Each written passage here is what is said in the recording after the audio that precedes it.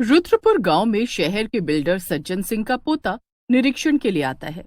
मुंशी जी, यहाँ पर एक बड़ा सा मॉल बनवाया जाएगा और यहाँ 10 माले की बिल्डिंग। ठीक है, आप कहते हैं तो कल से ही काम शुरू करवा देते हैं। लेकिन एक बार इस बारे में मालिक से भी बात कर लेना चाहिए आपको। जब से दादाजी बीमार हुए हैं, तब से मैं ही तो उनका काम देख रहा हूँ। अब उनसे क्या पूछना? उनकी तबीयत ठीक नहीं रहती। उन्हें किसी चीज के लिए कहना भी सही नहीं। जैसा आपको ठीक लगे। रोहित उस गांव में पहुंचा था जो कई सालों से वीरान पड़ा था। उस गांव के बारे में लोगों का ये कहना था कि वहां भूत चुड़ैल का साया है, जिस वजह से वहां पर कोई भी जाना पसंद नहीं करता। वैसे मुंशी जी, इस गांव के बारे में मैंने बहुत कहानी सुनी है। कोई कहता है यहाँ भूत प्रेत का साया है, तो कोई कहता है यहाँ आने से लोगों की जान चली जाती है। और ये कंकाल, ये सब थोड़ा अजीब नहीं है? इसीलिए तो कह रहा हूँ आपको, इस बारे में मालिक से बात करनी चाहिए। चलो कोई बात नहीं, मैं इन सब पर ध्यान ना देते हुए अपने काम पर ध्यान देता हूँ। और कल से यहाँ काम शुरू हो जाना चाहिए। बस मैं इतना ही चाहता हूँ। मैंने कहा था ना, ये जगह बिल्कुल भी ठीक नहीं। अरे मुंशी जी, ऐसी कोई बात नहीं है। ये पेड़ सूखा है और इसका तना देखिए, वो पूरी तरह से सड़ चुका है। आप इन सभी बातों के बारे में ज्यादा ही सोच बैठे हैं। तो आपको लगता है ये हमारे साथ कोई भूत प्रेत का साया कर रहा है? मैं बिल्कुल सही कह रहा हूँ ना?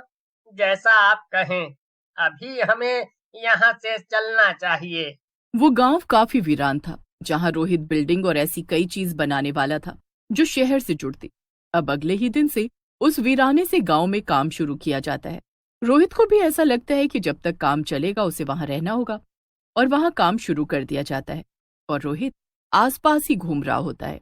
तभी एक रोज देर शाम रोहित फोन पर किसी से बात कर रहा होता है। तभी उसे लगता है कि उसके बगल में जो टूटा सा मिट्टी का घर है, वहां से कोई गुजरा है। मुझे ऐसा क्यों लगा यहाँ से कोई गया है? वहाँ कोई है क्या? घर से फोन आया है, हमें घर जल्दी पहुंचना होगा। मालिक की तबीयत खराब है और उन्हें अस्पताल लेकर जाया गया है। क्या दादाजी की तबीयत खराब है? हाँ हाँ, मैं अभी चलता हूँ। आप बाकी का काम निपटा कर सीधे अस्पताल पहुँचना। रोहित तुरंत ही हॉस्पिटल पहुंचता है, जहां बिस्तर पर काफी सालों से पड़े सज्जन सिंह बीमार थे। उन्हें लकवा मार चुका था और बीच बीच में उनकी तबीयत भी खराब हो जाया करती। लेकिन इस बार सज्जन सिंह की तबीयत कुछ ज्यादा ही खराब हो जाती है। दादाजी, आप ठीक तो है ना? मुझे जैसे ही पता चला, मैं तुरंत ही आपके पास पहुंच गया। आप अपना ख्याल क्यों नहीं रखते हैं? मैंने कुछ आज महसूस किया। मुझे कुछ भी सही नहीं लग रहा। मुझे लगता है अब मेरा समय आ चुका है। आप दवा लीजिए, सब ठीक हो जाएगा। इतना क्यों सोचते हैं? रोहित अब घर आ जाता है। अगले ही दिन सज्जन सिंह को भी अस्पताल से छुट्टी मिल जाती है। लेकिन जिस दिन से रोहित रुद्रपुर गांव में गया था, तब से उसके साथ कुछ भी ठीक नहीं हो रहा था। रोहित अब थोड़ा परेशान हो जाता है, लेकिन एक रोज रोहित को पता चलता है कि उसकी पत्नी और 5 साल की बेटी की मौत हो गई है। सुबह जब रोहित उठता है, तो वो अपनी पत्नी और बेटी के सर पर बाल न देखकर हैरान था। दोनों की सांस भी रुक चुकी थी। ये देखकर रोहित चिल्ला उठता है। मुंशी जी, दादाजी, पिताजी, माँ, कहाँ हैं आप लोग? देखिए, देखिए ये क्या हो गया? अपर्णा के साथ और मेरी बेटी दिव्या। दिव्या को किसने मारा? ये सब क्या है? उनके सर पर बाल नहीं और उन्हें बेरहमी से किसने मारा? वो तो मेरे बगल में सोए थे। मुंशी जब ये देखता है तो वो हैरान रह जाता है। मुंशी काफी बूढ़ा था। वो रोहित के दादाजी के समय से ही काम कर रहा था। मुंशी को अब रुद्रपुर गांव जाने पर शक होता है, लेकिन वो रोहित को रोकता भी है। इस बात को 1 सप्ताह बीत जाता है और रोहित फिर से काम पर लौट जाता है। मुझे आपको कहना तो नहीं चाहिए, लेकिन जब से हमने यहाँ इस गांव में काम शुरू किया है, तब से घर में अनहोनी हो रही है। कभी मालिक की तबीयत खराब होती है, तो कभी आपकी। और पिछले सप्ताह जो कुछ भी हुआ, वो तो किसी ने सोचा भी नहीं। मुंशी जी, आपको पता है ना, मैंने लंदन से पढ़ाई की है। मैं इन सब चीजों पर विश्वास नहीं करता। और जो कुछ अपर्णा और मेरी बेटी के साथ हुआ है, उसकी पुलिस जांच कर रही है। मैं तो बस इतना चाहता हूँ कि ये काम हमें किसी और को सौंप देना चाहिए। हमारे पास अभी कई और प्रोजेक्ट हैं जिस पर हमें काम करना है। बस हम यहाँ से कहीं दूसरी जगह काम देखते हैं। रोहित मुंशी की एक भी बात नहीं सुनता। वो अपनी पत्नी और बेटी के जाने के गम से अभी उभर भी नहीं पाया था, लेकिन वो अपने काम पर पूरा फोकस जमाए हुए था। अब एक रोज देर रात तक रोहित घर नहीं जाता। उसका घर पर मन ही नहीं लग रहा था। रात के 8 बज रहे हैं। हमें चलना चाहिए। आप जा सकते हैं मुंशी जी, मैं कुछ देर बाद आऊंगा। यहाँ काम करने वाले सभी मजदूर जा चुके हैं। मुझे भी अपने रिश्तेदार की शादी में जाना है, तो मैं थोड़ी देर और नहीं रुक सकता। तभी तो कह रहा हूँ मुंशी जी, आप जाइए, मैं अपनी गाड़ी से आ जाऊंगा। मुंशी रोहित की बात सुनकर वहां से घर के लिए निकल जाता है।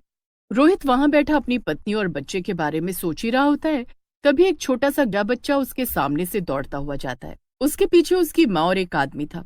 ये दृश्य देखकर रोहित हैरान था, क्योंकि आसपास कोई घर गांव नहीं था और ये गांव जहां रोहित बिल्डिंग बनवा रहा था वो बिल्कुल वीराना था। अब रोहित उनके पीछे जाता है तो वो उन्हें कहीं नजर नहीं आते। रोहित जैसे ही पीछे मुड़ता है, उसकी हैरानी का ठिकाना नहीं रहता।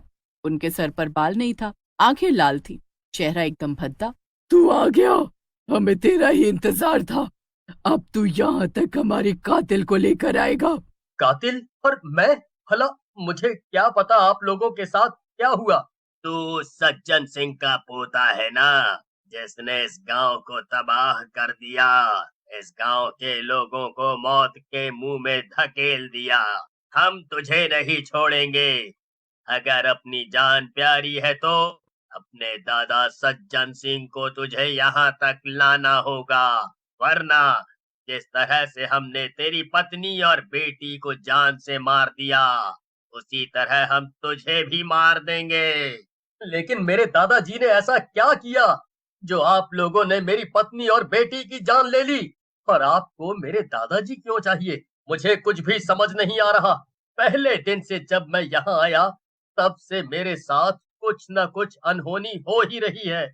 सज्जन सिंह वो आदमी है जिसने रुद्रपुर गांव के लोगों को मिट्टी में मिला दिया, उनकी जान ले ली।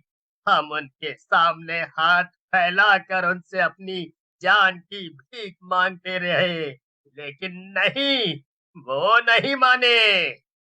हमारे सर के गंजेपन को देख रहे हो ना तुम?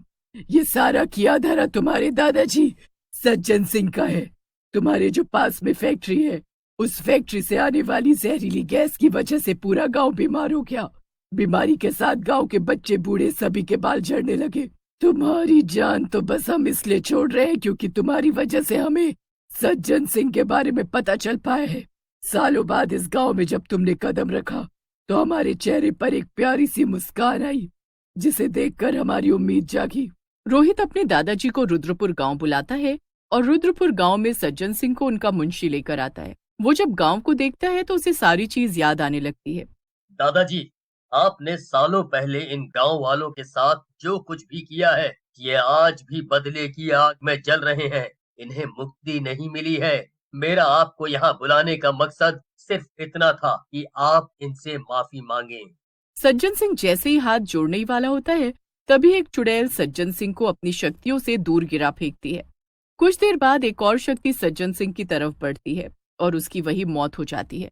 मुझे इसी दिन का डर था और आज ये डर सच में तब्दील हो चुका है।